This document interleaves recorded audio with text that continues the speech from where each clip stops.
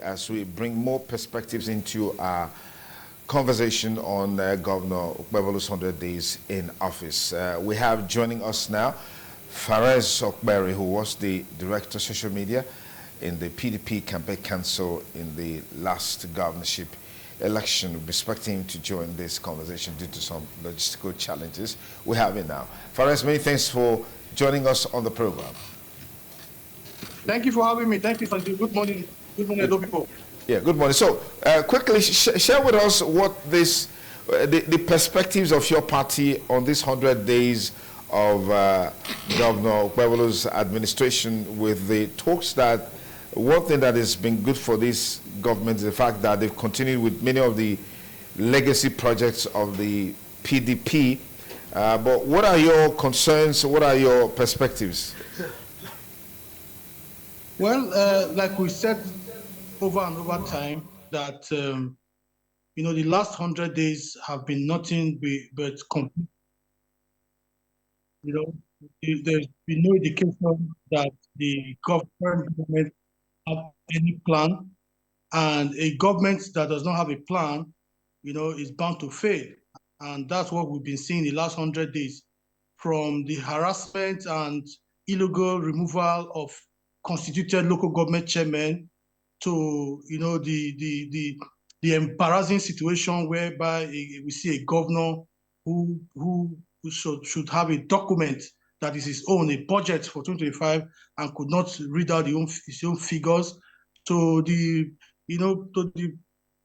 reversal of so many policies that have been moving those states forward, in terms of revenue collection, revenue generation. Now we see talks back in the street of Benin collecting revenue, and this is something that was put away by the previous administration, where people were happy with. Today, you go to Ring Road, you are ashamed to call yourself a Benin man.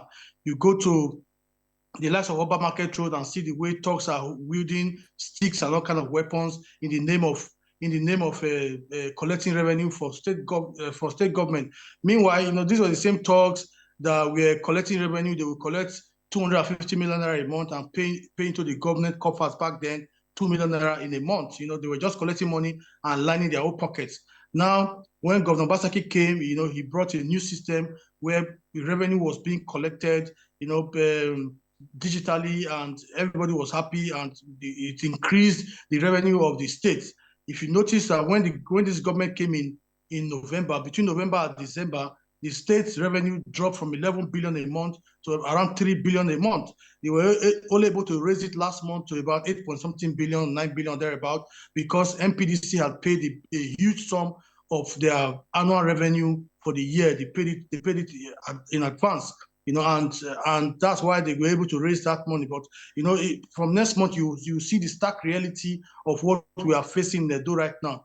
Go to the street, people are being harassed. Go to communities, there's a return of CDA. You want to build a house now, they are telling you to come and pay this, come and pay that. These are things before that people do not see in Edo anymore, that have been brought back by this administration, that have been systematically supported by this administration for people who they perceive are those who worked for them in the election, to have time to come and harass Edo people in the name of collecting revenue or patronage. This is very wrong, and it portends a great danger for our state. We are not moving forward right now under this administration. There is no indication that the government have plans. They've abandoned every good thing that the previous government was doing, including the e-governance system. Everything that was able to check accountability, they've dismantled it. They appointed commissioners in December, and by end of January, they have sacked those commissioners for alleged misappropriation of funds. So when people are coming in with the mindset that they want to make money, they want to quickly make money, that is what you get. When you see a situation whereby a commissioner who was appointed in less than a month was also in less than 2 months was also driven away from office, suspended for not just for anything, but for accused by the government of stealing. That's a serious offense. Okay. Accused by the government of stealing. Fares, I'll come back to you in a moment. Let me just quickly take this quick commercial break. We'll come back in a moment. Stay with us. Good to have you back. Fares, quickly anchor the point so we can have Collins respond to some of the issues. We'll come back to you in a moment, but I'd like you to get your perspective on some of the issues that he raised. You know, the issue that Fares has actually raised are good ones, because those were some of the things that characterized Obaseki's government, especially the EU ones. Now he talked about Agberuism. Meaning as a way of permanent travel for a while. We saw the fact that Obaseki groomed his own set of Agberus that was molesting people everywhere. Everywhere. But the truth is that you must be in his good book to have that license, you know, to be molesting people. I can never support dehumanizing attitude in any form by anybody. So they were the persons who actually groomed the new team, who became the special lions. Yes, for the fact that maybe you don't like one particular face and the person is given a job, you are trying to repaint the person. If for example, like Shedrack talked about, Tony Company be giving, they are not giving an appointment to collect money. What they does, or what they were asked to do, is when you say you have purchased the task to run for the day, especially for the commercial buses, it's meant for the commercial drivers.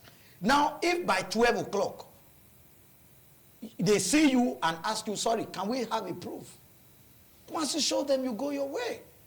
But in a situation whereby maybe one or two persons go behind to start forging and you are buying from backyard, maybe you were supposed to buy for 100 naira, you are now collecting for 15 naira, you yourself know it's not an original one. That means you also do not want the economy to grow. Someone like that would then ask you, no, this is not what it's supposed to be. This is what you're supposed to, where did you not get this? Or however, help to moderate it. I have said, if in a situation we see that our citizens are being molested, let us report to the appropriate authority. Even if you cannot reach the governor, some of us, by virtue of being on ground for a while, we are also party leaders. We can be called upon, we can be informed. Then we will get to the leadership of that body and indeed inform them that YAYZ is ongoing. So let's not make it as if because you don't hate someone, the person can never get appointment from government. No, government is interest. Take it or leave it. For people who support a particular candidate, you support a candidate to also get your interest being fulfilled, even though the general interest is paramount. But your personal interest too is also important. So there is nothing wrong if, because this man was against your party yesterday and is now being patronized by government tomorrow. Just as I am now, if the governor find me worthy tomorrow and gives me an appointment, you begin to give me name, for example, that means you are not fair to me, because I probably have worked to also deserve to be paid, or also deserve, to get my own largesse of the opportunity to serve the people by way of also proving myself in my own capacity. So the same way for others. So let's not make it look as if, because now he talked about commissioners were employed and sacked. Now, Obaseki wouldn't do that. If it's not political fights, they are not fighting. There is financial infraction, as we heard. It doesn't mean you have fully been indicted. The only thing... But is that not an indictment on the government? Good. Yeah. Now, they said you have been asked to step aside. For those probably who have alleged, or with what have been said, now let an independent body investigate. If you are found not to be guilty, you will come back to your office. Okay. I think Okpebholo is as sensible as that. He wouldn't, because I have sacked you and you are not indicted and you just go like that. No. What I expect major stakeholder or the civil society, for example, should find out, after a while, try to find out from the government. What is the position of things if the government is not forthcoming? Okay. If such a person actually commits such a hill, then let it be put before the people. If not, let us say, okay, probably it was misconception or inappropriate documentation that led to all of that. And the person will be called back. Okay, even if the person now chooses to resign voluntarily, then be it. So I don't want us to make it look as if because you are in government and somebody seems ways not clear or issues arise because you don't want people to talk. This is just to show that Okpebholo government is going to be filled with transparency. Okay, let me pursue that. For us, it's good to have you back with us on the show. Let's talk about the education sector, particularly maybe secondary and tertiary education. It's on record that during the previous administration, the fortunes of higher institutions, particularly the AAU, was really at its lowest ebb. Today, we have seen projections for massive injection of funds into AAU, for example, where we know that some of the staffs there were being owed salaries, allowances, and all of that for a long time. The subvention to the school was drastically reduced, that the school was finding it difficult to function. Let me get your take along those lines. Yes, I must disagree with you when you say that the school was at its lowest. That's not, education was at its lowest. That's not correct. You see, what the previous government did was to allow the school to run in a way that the school can run and generate funds by themselves. Because there was massive corruption within that school. I highlighted some of those corruptions before, and which resulted in the sacking of some of the staff of that school. For example, there was racketeering of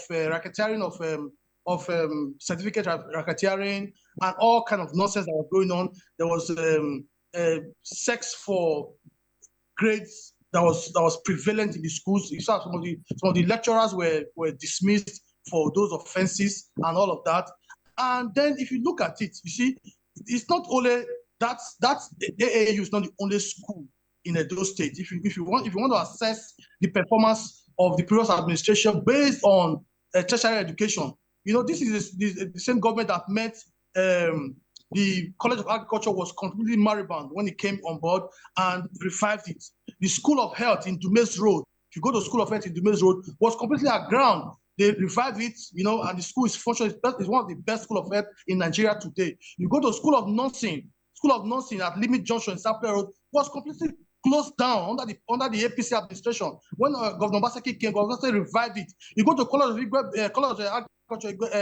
Education Igweben. So many other schools that the state government revived under that same administration.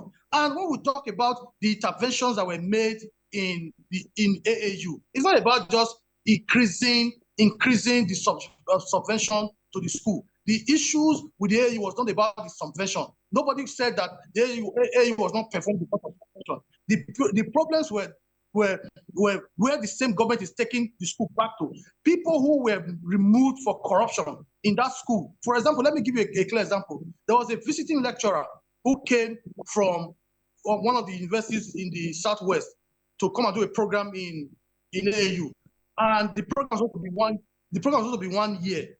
The program ended in 2018, and he was paid 400,000 naira every month. He ended in 2018. The people inside the same system in that school continued every month to collect salary on that lecturer, continued to collect his salary for another up to about last year when it was discovered. So these are kind of corruption within the system. The school has enough resources within itself to be able to perform very well. And mind you, the quality of infrastructure that was put into that school by Governor Obaseki in terms of the admin building and all of that, no other person has done those kind of investment in that school since the time of Abu Sali. No other person has done those kind of investment in that school. So when you say you raise subvention, at what have you deal with the issues, underlying issues of the school? No, the government just recall people who were suspended, people who were removed from the school for demanding sex for grades, people who were removed from the school for doing racketeering with diesel and all of that. You were called back into the system. It shows that the governor or the government does not know how to handle issues. The government does not know how to deal with corruption, and that is why they will still be where they will take the school down more, even if they raise subvention. It's not because it has never been an issue of subvention. Thank you very much. I'm afraid we don't really have much time, but let me get you to finally react today before we come with our Abuja Network Studio. On the issue of AAU, do you have to create unemployment just because you want to check a system? Governments, even the governor, and his first five, I don't want to mention names. If we want to go by the way all of them were doing their administrations, would they even spend 1 month in office? There are some things you can check diplomatically. There are sometimes you give people opportunity, to make amends if truly they are going wrong. But all these Fares are saying are just pure lies. Most of those things they did were done on the grounds of anger, political sentiment. those who they assume wearing loyal. Because the unfortunate thing today in the Nigerian system, that everything has become very politicized. You come into a, say, working system, you begin to read the directors that seems to have been loyal to the president's administration, who can even become permanent secretary tomorrow. You see how you can quickly demote them or retire them for them not to grow, because you just assume. But these persons are actually doing their own career jobs. But that's why politicians too must be very guided. And I will really appeal to His Excellency, when he wants to even deal with civil servants, for example, let him deal with them as civil servants and throw off political sentiment. So what about political leaders? Because you people were just victims. Yeah. You people were just victims of circumstances. No, what I'm saying, there are people saying that the governor may also be making mistakes of other previous government in terms of relationship with political leaders. I don't want to really agree for now, but unfortunately we have some political leaders who have become extremists in all of this. They think because they are either a political leader, either from a local government or party, so they are trying to monopolize all the gains that must come from party to themselves, their children, or their younger ones, which is not supposed to be. I think Okpebholo government should also be an eye-opener to some of party leaders who think everything that must come must go to their son, must go to their senior brother, must go to their younger brother. There is always a day of reckoning. I also think that even those growing are not watching with sleeping eyes, because one day they will dive them and bite them. They will dive them and bite them. They have to get it clear. All right, thank you, Collins Sabadi Osagai. Thank you. Big thanks to Fares earlier.